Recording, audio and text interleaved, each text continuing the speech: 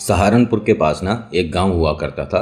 अब तो वो गांव बिल्कुल शहर जैसा ही हो गया है, तो अब उसे गांव कहना सही नहीं। लेकिन काफ़ी समय पहले, तकरीबन 2024 चल रहा है ना, 28 साल पहले वो गांव ही था। और यहाँ एक परिवार जो कि दूध दही का काम किया करता था। इनके घर में 11 साल का एक बेटा था, नाम उसका भूपेंद्र। इसे ना जाने क्यों, कैसे, क्या हुआ, अपने जन्मदिन वाले दिन जब ये माता पिता, बड़े भाई और अपनी छोटी बहना के साथ शिव मंदिर गया था, वहाँ जब इन्होंने दूध अभिषेक किया, जल अर्पण किया। ये हर बार अपने जन्मदिन पर बाबा भोले के दर्शन करने जाते थे। इसको महादेव उस वक्त कुछ ज़्यादा ही प्यारे लग गए। 11 साल का बालक था और बस महादेव ही मेरे दोस्त हैं, महादेव ही मेरे मित्र हैं, सब कुछ मेरे महादेव हैं। और इतने छोटे बालक के मन में एकदम से ईश्वर के प्रति श्रद्धा आनी बहुत बड़ी बात है। गांव में सब इसे भूपी कहते थे, ठीक है। नाम इसका लड़के का भूपेंद्र है। आज की डेट में भूपेंद्र के बारे में बता दूं, ये डॉक्टर है एक दिल्ली के बहुत अच्छे, मतलब अच्छे तो खैर सभी हैं, काफ़ी नामी अस्पताल में, ठीक है। नमस्कार, हर हर महादेव, जय भोलेनाथ। मेरा नाम नितिन है, ये चाचा के फैक्ट्स है, यहाँ से मैं कहानियाँ सुनाता हूँ। अभी फ़िलहाल चैनल का इंट्रो, फिर उसके बाद आकर कहानी सुनाऊंगा। अगर अच्छी लगती है तो लाइक, शेयर, सब्सक्राइब करिएगा। कमेंट में लिखिएगा ओम नमः शिवाय। अभी इंट्रो, फिर शुरू करता हूँ। हर हर महादेव।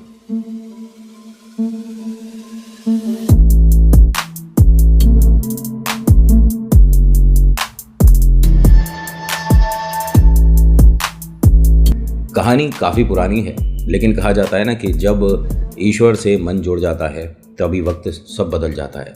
भूपेंद्र जो कि 11 साल का था, अपने माता पिता, बड़ा भाई, छोटी बहना के साथ मंदिर गया, दर्शन किया, उन पर दूध अभिषेक किया। जल अर्पण करने के बाद पिता से एक सवाल किया कि ये जो हम दूध चढ़ाते हैं, ये किस लिए चढ़ाते हैं। तो पिता ने और माताजी ने एक कहानी बना दी छोटी सी, जो कि भूपेंद्र को आज भी याद है कि बेटा, जब समुद्र मंथन हुआ था तो उसमें विष निकला था। किसी भी देवता, राक्षस, इंसान के बस की बात नहीं कि उस विष को ग्रहण कर ले, मतलब उसे पी ले। वो इतना ज़्यादा जहरीला है कि अगर आपको समझाने के लिए बता रहा हूँ, जैसा उनके माता पिता ने कहा कि अगर आप उसे कढ़ाई में रखकर उस विष को थोड़ा सा गर्म करोगे ना, तो वो जो उससे धुआं उठेगा, वो अगर आसपास में सब जगह चला जाए तो पूरा गांव बेहोश हो जाए, इतना भयानक। और उसको पीना तो दुनिया ख़त्म होने वाली बात है। तो सभी देवताओं ने अपने हाथ बांध लिए, राक्षस पीछे हट गए। तो ऐसे में महादेव आए थे। महादेव ने वो बिना कुछ सोचे कि क्या होगा आगे संसार का, उन्होंने उसको जो विष था उसे उठाया और पीना शुरू कर दिया। मैया को जब पता चला, पार्वती माता को, कि महादेव ने ऐसा कर दिया, तो उन्होंने आकर उनके हाथ गले पर लगा दिया, तो वो विष यहीं पर रुक गया। अब महादेव क्योंकि यहाँ कष्ट में है, इसीलिए हम लोग दूध और जल अर्पण करते हैं, जिससे महादेव को थोड़ा आराम मिले।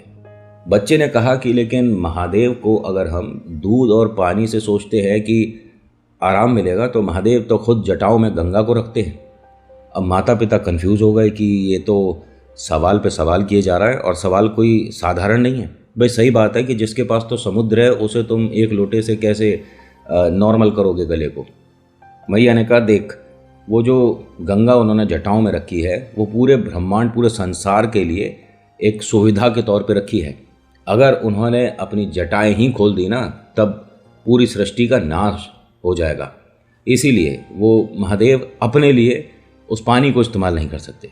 अब ठीक है, अच्छा, तो फिर हम इसमें दूध में पानी मिलाकर क्यों चढ़ा रहे हैं, हमें शुद्ध चढ़ाना चाहिए। अब माता पिता ने कहा कि हाँ, ये हमसे गलती हो गई। इनका ना दूध दही का व्यापार है, छोटा सा सही, लेकिन हाँ बहुत सारे घरों में इनके डेयरी से दूध जाता है। तो पिता ने कहा कि बेटा एक काम कर, जब हमारे दूध कड़ता है, मतलब जब दूध निकाला जाता है, ये दूध निकालने को कहते हैं दूध काढ़ना, ठीक है, कि अब जब हमारे डेयरी पे से दूध काढ़ा जाएगा तो एक लोटा तेरे लिए बिल्कुल प्योर रखा जाएगा। क्योंकि जिनके भी घर जाता है वो खुद कहते हैं कि हमारे को इसके अंदर कम से कम एक लोटा पानी मिलाकर ही उबालना पड़ता है, और ऐसा करना भी चाहिए। अगर आपके घर दूध आता है, आप ये समझते होंगे कि लाने के बाद उसमें थोड़ा सा पानी मिलाकर ही उसे उबाला जाता है। तो इसने कहा कि ठीक है, मेरे को आप एक लोटा प्योर दूध दे देना और वह महादेव पर चढ़ाऊँगा। उन्होंने कहा ठीक है। 1 दिन हुआ, 2 दिन हुआ, 3 दिन हुआ, भूपेंद्र ने ऐसा ही करना शुरू कर दिया। और इसके सामने जो भी दूध या मतलब चीज़ लेकर आता था, उसके पास एक सवाल होता था कि तू ये प्योर दूध क्यों चढ़ाता है महादेव पर? अरे पानी में थोड़ा सा दूध डालकर ले आया कर। उसने कहा नहीं, ये गलत बात है, ऐसे तो महादेव कमज़ोर हो जाएंगे। पंडित जी ने सुन लिया कि क्या कहा बेटा तूने, महादेव कमज़ोर हो जाएंगे? और क्या, अगर आप दूध में आधे से ज़्यादा पानी मिला दोगे तो फिर दूध की जो पौष्टिकता है वो ख़त्म हो जाएगी। हमारे घर डेयरी है, मुझे पता है दूध दही का प्रोग्राम। उन्होंने कहा बेटा जानता हूँ कि इनका बेटा है तू, और हमारे मंदिर में भी दूध दही, जब भी खीर का भी प्रसाद बना है तो तुम्हारे यहाँ से ही दूध आता है, और वो भी तेरे पिता मुफ्त देते हैं। उन्हें कौन नहीं जानता। इनके माता पिता देखिए ऐसे सक्षम नहीं है पैसों से कि पूरे गांव में दूध दही फ्री में बांट दे, जैसे कन्हैया के मम्मी पापा थे हैं।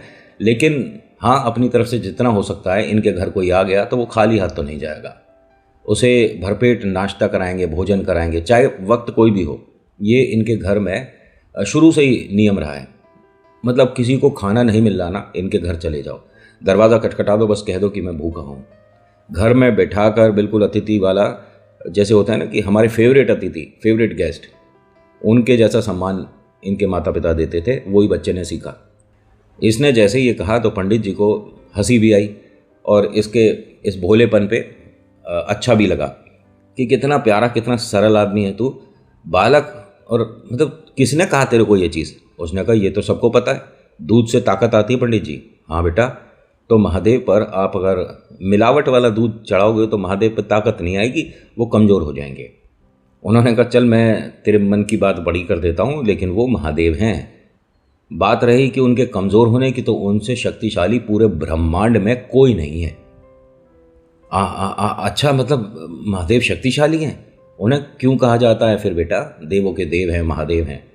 वो इतने भोले हैं कि किसी की भी तपस्या से, किसी की भी पूजा पाठ से एकदम हाँ चल ठीक है, जो तेरे को चाहिए वो दे दूंगा, भले ही वो राक्षस हो। महादेव पर इतने किस्से, इतनी कहानियाँ हैं, कभी तेरे पास वक्त होगा तो बैठियो, मैं बताऊंगा। अब 1 दिन हुआ, 2 दिन हुआ, महीना बीता, साल बीते, लेकिन इसने इस तरह से दूध चढ़ाना बंद नहीं करा। ये प्योर दूध चढ़ाता था, और पूरे गांव में, और गांव छोड़िए पूरे शहर में, इसके अलावा कोई ऐसा था ही नहीं कि जो डेयरी का दूध बस कढ़ा और ले आए और चढ़ा दिया। ऐसा कोई नहीं था, सिर्फ एकमात्र भूपेंद्र था। अब जब इतना कोई महादेव के लिए कर रहा है तो महादेव इसके लिए क्यों नहीं करेंगे? एक बार की बात है, इनके गांव में जिस स्कूल में ये था, ये सभी लोग शहर में एक मेला लगा था, उसे देखने जा रहे थे। सभी लोग एक बस में बैठे थे, बस में महादेव की मूर्ति थी। अब इसने जैसे ही महादेव की मूर्ति देखी तो अपने अध्यापक से कहा कि इतनी प्यारी मूर्ति है, लेकिन इन पर कोई माला क्यों नहीं? उन्होंने कहा बेटा ये बस हमारी नहीं है, ये ड्राइवर भाई साहब से पूछो। ये पहुंच गया उनके पास, ये इतनी बढ़िया मूर्ति है, इन पर माला क्यों नहीं? उन्होंने कहा बेटा अभी वक्त नहीं मिला, तुम्हारे स्कूल आना था जल्दी, वरना मैं रोज़ माला तो महादेव पर चढ़ाता ही हूँ। तो उसने कहा कि नहीं देखो, आपको माला चढ़ानी चाहिए, और अच्छा रहता है ना, हम सुंदर से बन के घर से निकलते हैं तो अच्छा लगता है। अब महादेव पूरे दिन बिना माला के थोड़ी ना रहेंगे, आप 1 मिनट कहीं बस रोको ना। उन्होंने कहा बेटा यहाँ कहाँ रोको, 1 मिनट, चल ठीक है जैसी तेरी इच्छा। इसने मतलब बाहर उतरा है, पेड़ थे, पत्ते थे, पौधे थे, उन्हीं के 8-10 पत्ते तोड़ लिए, और उनको ना जाने कैसे पिरो पिरो कर एक छोटी सी माला बनानी, वो महादेव पर चढ़ा दी। सब लोगों ने ताली बजाई।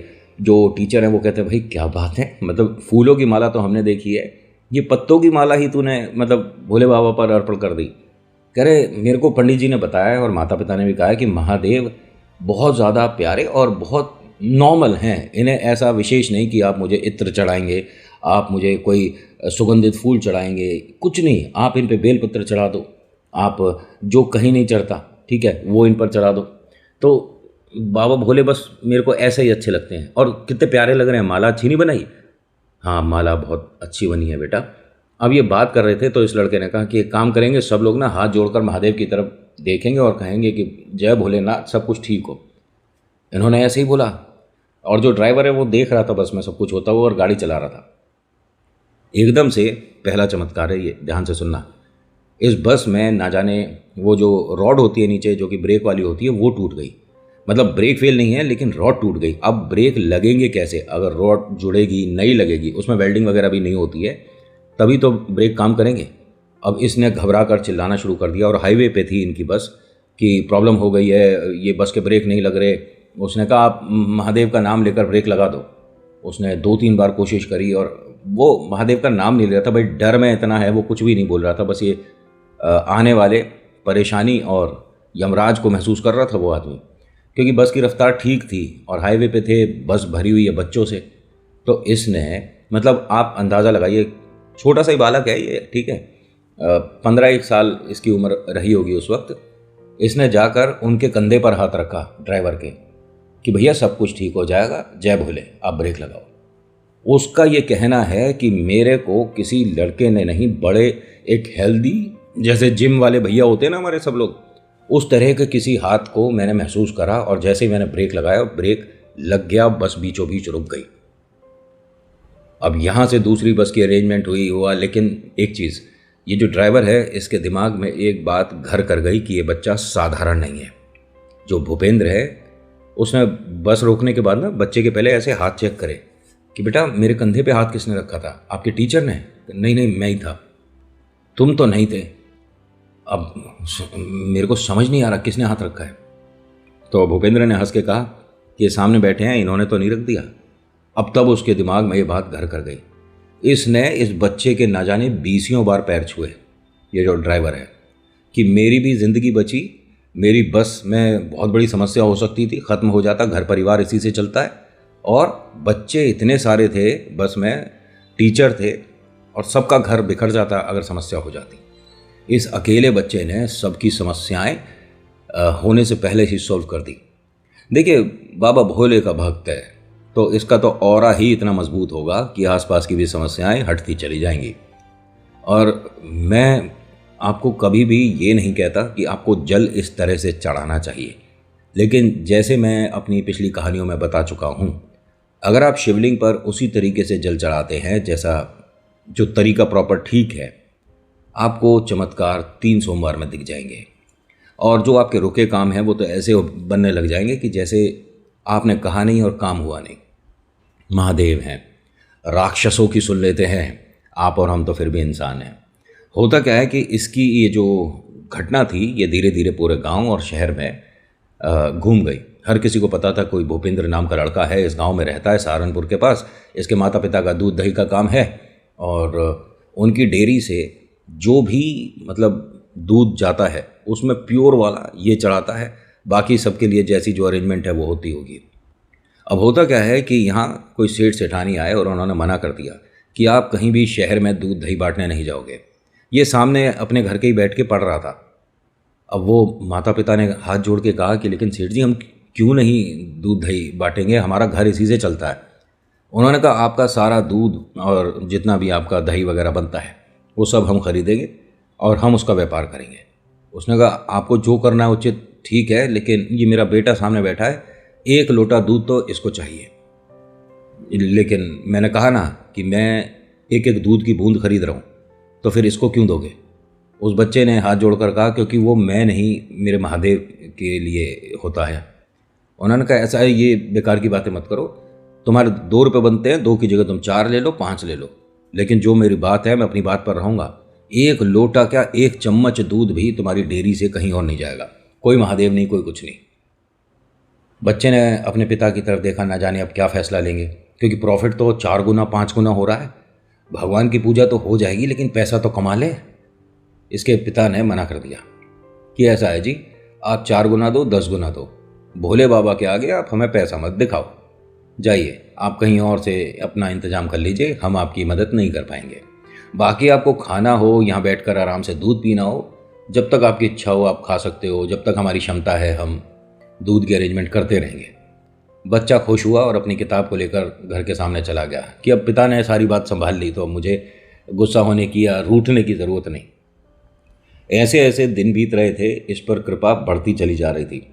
अब ये हाल हो गया था कि लोग अपने भले काम में इसको बुलाते थे और इसके हाथों से दूध अभिषेक करवाते थे शिवलिंग पर, और ये हाथ जोड़कर प्रार्थना करता था कि मेरी बड़ी दीदी, इनकी शादी हो रही है, इनका घर परिवार अच्छा रहे, सारी परेशानियां दूर हों। समझ रहे हो क्या समझा रहा हूँ? मतलब किसी और के फंक्शन में इसे बुलाया जाता था और ये महादेव से इन लोगों के लिए अर्जी लगाता था। इसकी बातें इतनी सुननी शुरू हो गई थी।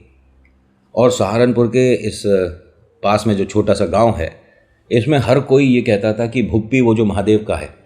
मतलब समझ रहे हो, महादेव से नाम जुड़ चुका था इसका। एक बार की बात है, बहुत ज़ोरदार बारिश हुई, बहुत हर तरफ पानी वगैरह भर गया। जो दूध की सप्लाई है वो शहर नहीं हो पाई। अब दूध तो बहुत सारा है, क्या किया जाए, समस्या हो गई। ये तकरीबन 19 साल का था उस वक्त। भूपी ने अपने पिता से कहा कि पिताजी ये तो बहुत सारा दूध बच गया। उन्होंने कहा बेटा एक काम कर, ये महादेव पर जैसा तू जल अर्पण करता है, बारिश रुक जाए, भाई तू जाता तो है ही रोज़ और अभी सुबह सुबह नहा लिया, मंदिर ही जा रहा है तू, तो एक लोटे की जगह आज पूरा ये बर्तन ले जा भर के। वो जो इतना बड़ा डोल होता है ना, देखा होगा, वो जो आपके दूध वाले भैया लेकर आते हैं, ऐसे बड़े बड़े 3 डोल थे, वो बच गए थे। मतलब ये सप्लाई नहीं हो पाई थी। वो कहता है कि लेकिन यहाँ गांव में किसी को चाहिए, तो उन्होंने कहा एक काम करते हैं, 2 बर्तन हम रख लेते हैं भरे हुए, एक बर्तन जाकर तू पूरा भोले बाबा पर चढ़ा दे। अब ये अपनी साइकिल पर लगाता है और पहुँच गया मंदिर में लेकर। इसने जैसे ही शुरुआत करी तभी पंडित जी ने कहा कि बेटा क्या कर रहा है? उन्होंने कहा बारिश हो रही है, आज दूध बट नहीं पाया और जब तक पानी छटेगा ऐसा ना हो कि दूध खराब हो जाए। उन्होंने कहा बेटा ऐसे तो तू एक काम कर, भोले बाबा को भी अच्छा नहीं लगेगा, आज एक स्पेशल डे है। लेकिन आज क्या है? तो पंडित जी ने कहा कि बेटा आज से सावन शुरू हो रहे हैं और इसीलिए ये झमाझम बारिश हो रही है, मौसम अच्छा हो रहा है, खेत लहरा रहे हैं, पशु पक्षी सब खुश हैं। भोले बाबा एक ऐसे समा को ले आए जिसमें हर कोई प्रसन्न होता है, तो ऐसे में खीर खाना बनता है। अब ये हंसकर कहता है कि पंडित जी बात तो आपकी ठीक है, मैं खीर बहुत अच्छी बनाता हूँ। हाँ तो ठीक है ना, एक काम कर, अपने माता पिता से जाकर बात कर, अगर उन्हें उचित लगता है तो ठीक, नहीं तो कोई बात नहीं। घर जा और इस दूध की खीर बना और पूरे गांव में बाबा को भोग लगाकर बांट दे। भाई पहला सावन है और सब जानते ही हैं तू और महादेव दोनों एक ही हो, है ना, क्योंकि ऐसा भक्त पूरे गांव में तो कोई है नहीं।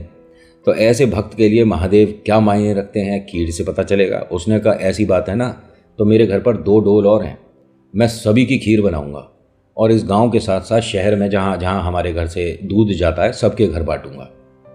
भाई साहब इसने जाकर माता पिता से परमिशन लिया, उन्होंने हाँ कर दिया।